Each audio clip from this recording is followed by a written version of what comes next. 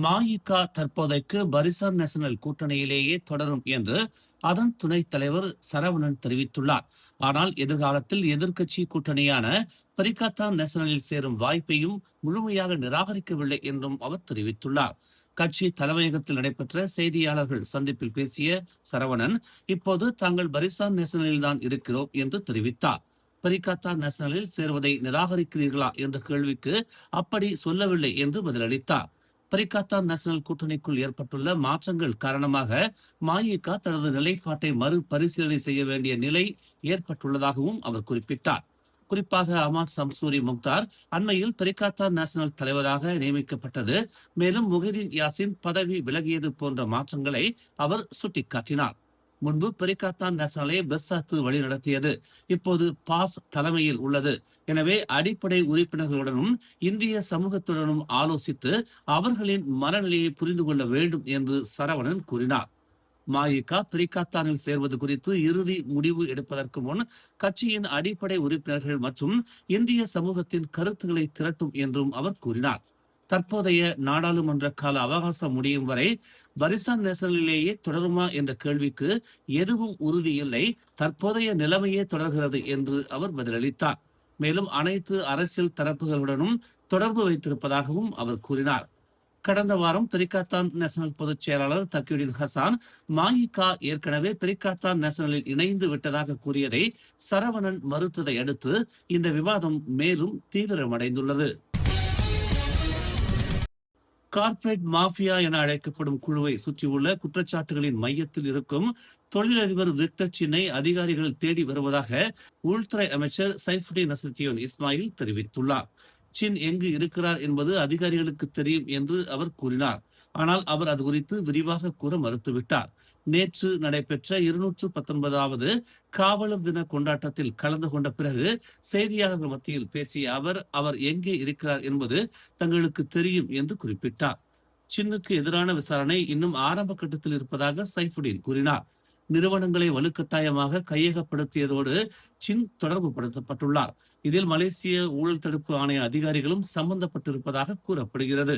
முன்னதாக PKR நாடாளுமன்ற உறுப்பினர் ஒருவருக்கு லஞ்சம் கொடுத்ததாக விக்டர் சின் தெரிவித்திருக்கும் கருத்து சர்ச்சையை ஏற்படுத்தியிருப்பது குறிப்பிடத்தக்கது. முகநூலில் முகமது நபியை அவமதித்ததாக கூறப்படும் குற்றச்சாட்டின் பேரில் பினாங்கு பட்டர்வர்த்தில் 47 வயது நபர் ஒருவர் கைது செய்யப்பட்டுள்ளார்.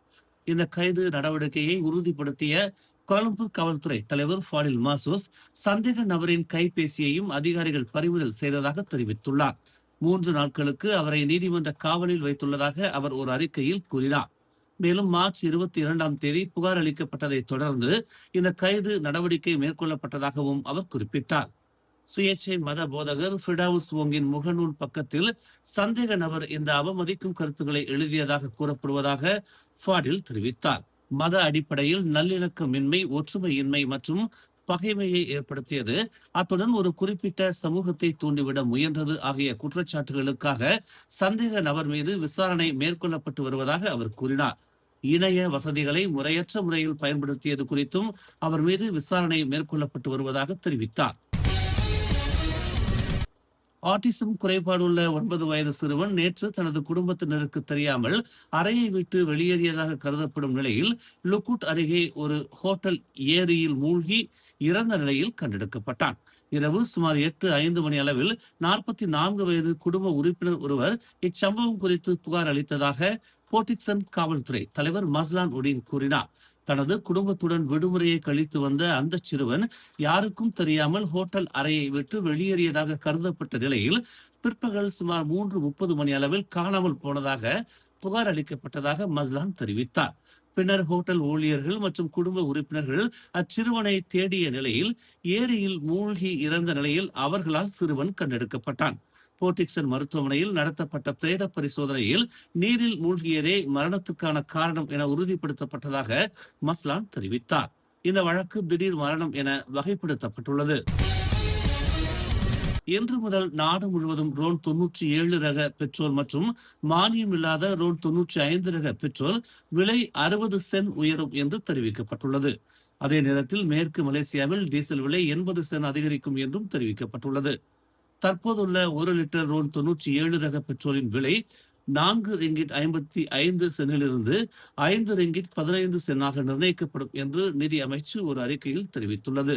இதற்கிடையில் மானியம் இல்லாத ரோன் 95 ரக பெட்ரோலின் விலை 3 ரிங்கிட் 27 சென்னிலிருந்து 3 ரிங்கிட் 87 சென்னாக நிர்ணயிக்கப்படும்.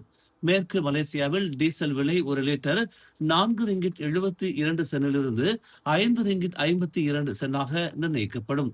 பூடி 95 திட்டத்தின் கீழ் மானியத்துடன் வழங்கப்படும் ரோன் 95 ரக பெட்ரோல் 1 ரிங்கிட் 99 சென்ட் என்ற விலையிலேயே தொடரும். அதே நேரத்தில் சபா, சராவா மற்றும் லாபுவானில் டீசல் விலை 1 லிட்டர் 2 ரிங்கிட் 15 சென்ட் என்ற அளவிலேயே இருக்கும். இந்த விலைகள் ஏப்ரல் 1ஆம் தேதி வரை அமலில் இருக்கும் என்று தெரிவிக்கப்பட்டுள்ளது. மேற்கு ஆசியாவில் நீடித்து வரும் மோதல் காரணமாக உலகளாவிய கச்சா எண்ணெய் விலை 40 விழுக்காட்டுக்கும் மேல் உயர்ந்து ஒரு பீப்பாய் $100 தாண்டி உள்ளது என்றும், இதனால் உலகளாவிய எண்ணெய் விநியோகத்தில் தடங்கல்கள் ஏற்படும் அபாயம் அதிகரித்துள்ளது என்றும் அமைச்சு விளக்கமளித்துள்ளது. மேலும் செய்திகளை தெரிந்து கொள்ள தமிழ் மலர் இணையதளம், தமிழ் மலர் செயலி மற்றும் மலர் டிவி யூடியூப் சேனலை வலம் வாருங்கள். எங்களோடு இணைந்திருக்க மலர் டிவியை பதிவு செய்து கொள்ளுங்கள். உறவுகள் மகிழ்ந்திட விருப்பம் மற்றும் பகிர்வு சேவையை சொடுக்கிடுங்கள்.